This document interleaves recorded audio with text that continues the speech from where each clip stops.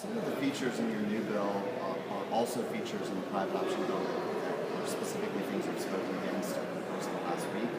Is it fair to say that your position isn't really against the private option, you just don't want to do it right now? And am I reading this right? Yeah, and I'm not sure which points you're talking about that I've specifically spoken against in the private option. Well, I mean, this bill, for just to use the most obvious example, would still involve bringing federal money into the state to pay for an increase in health coverage, and that would be a little bit more on the debt and all that. Yeah, and if you look at the qualified health plan in the private option, it's based on the silver plan. The actuaries use $437 per member per month payment. I believe the premium cost on this plan would be closer to $150 per member per month, and then you could put money into a health savings account and still be lower than the $437 per month. So you'd actually be saving money there. And also, if you put our kids on this program, you're looking at a premium less than $100 per month. So that's why I would like to vet this out and get the real numbers. And if we get the real numbers and they're still too high, then this may not be a good plan. So let me repeat that is your general position against the private option or against the private option right now? It's against the private option in the form that it's in, and it's against it right now. But I'm not saying there may not be a better solution out there if we had time to work through it. And that's my part, where I was at all along with the private option, was trying to work for the best solution. And we got to the point where we were going to have to vote, and as a majority leader, people that looked to me for information and direction wanted to know where I was at on it. And having to vote on it last week, I don't believe the private option is in the best interest of the state at this time. So a lot of the focus seems to be on vetting it. From a lot of our perspectives at this point, it's been pretty thoroughly vetted. You mentioned the federal approval stuff, but again, what's been pointed out is this is basically they're giving a take it or leave it offer that they think is the best possible thing. That's going to go forward from there. And I would disagree that it's been properly vetted, and I'm not sure how you properly vet something that's 2 or 3 weeks old in the enabling legislation. And the enabling legislation is simply a framework that has a lot of details that have to be worked out in it. And this whole concept of the private options less than a couple of months ago. So if it's been properly vetted, I know that there are members in the legislature that have a lot of confusion about what's in it. And if the people that are here voting on it are confused about what's in it, I can only imagine how the people back home are, that it's just the only thing they're getting is what they're reading in the newspapers. So under your alternative scenario, when would action take place? During the interim. I think you would vet it out if you came up with a good solution, and if it was worthy of being implemented, then you could have a special session, or you could deal with it in a fiscal session next year. So, but obviously, do you have any concerns dealing with it in the fiscal session? That would mean losing, probably something like a couple $100 million because of the lost match rates.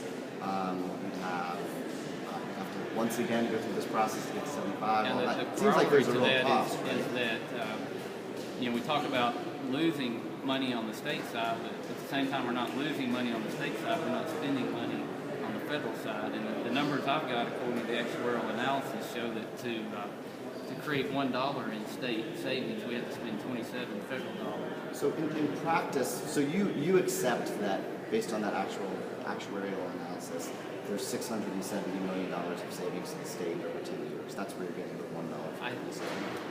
And using that number, and if you accept that you're saying that there's the $436 million of premium taxes, you're saying the uncompensated care numbers are going to drop, and you're saying that there's going to be a macroeconomic impact of over $700 million by spending the $20 billion of federal money. So the follow-up is, I assume that you're saying that it's worth it to the state to give up that over $600 million over the course of the next 10 years in order to save the feds an amount of money that has been calculated to be 0.0008%. That's the argument. I think it's worth giving up that so-called free money for 6 months to make sure that we've got this right.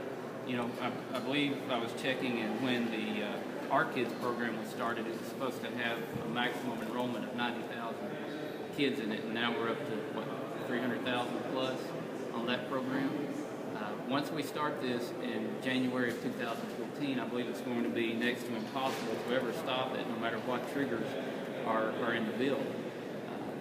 If legislators think they've got pressure right now to pass this, I can only imagine what the pressure would be like if we've got 287,000 additional people on a government entitlement program, and we all of a sudden say it's going to stop. And on top of that, if we put all these new people on the program and the hospitals start expanding their facilities and hiring new people, on top of having people complaining about losing their health coverage, you're going to have the healthcare industry complaining about having to lay off people and not be able to afford any expansions that they've built in to cover these. So the problem will only magnify if we add these people onto the rolls and then try to take them off.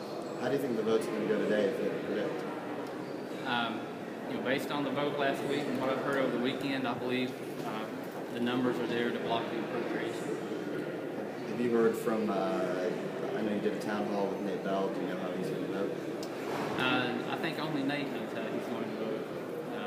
But are you, obviously you had worked fairly closely with the folks that were the architects of this. Right. You switched to a position of opposition, or chose a position of opposition.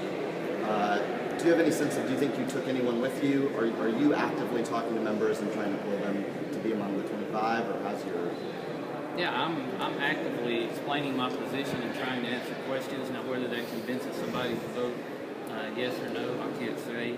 But again, I can't credit my colleagues enough for all the hard work and efforts that's been put in, and truly being creative and coming up with something that beats the fee-for-service expansion plan that was before us when we came into the legislative session. And I told them, I had to make a decision which way I was going to go, that I was going to vote against it, and I was going to actively try to defeat it, because I believe that's what's in the best interest of the state. I think they respect me for that, and I respect them for the position they're taking. Your decision's kind of made you a Tea Party darling a little bit. Are you thinking about a run for Congress? No, I'm thinking about getting through this legislative session and doing what's best for the state, and I didn't know I was a Tea Party darling. You are indeed.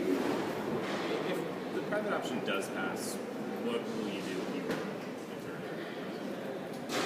Or what does that mean? If the funding for the private option passes? Yeah. I would still like to put this in interim study and vet the details on it. I really believe that this is the direction that the private option eventually would like to get to. That's got some things in it that aren't in the private option right now. But why else would we have a pilot program for a health savings account in the private option if we weren't trying to implement that program wide? So, I think this is taking a bigger step than what the private option does, and it's got a lot of upside potential to really reform the healthcare system in the state. So if the appropriation does fail, what do you think would be the main reason it failed? What was the biggest stumbling block for it?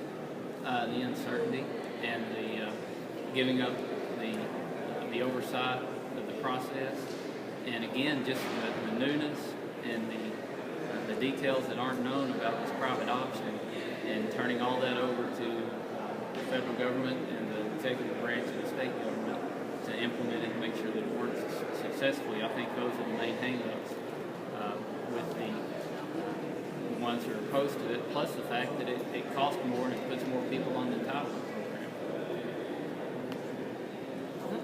Thanks. Thanks, sir.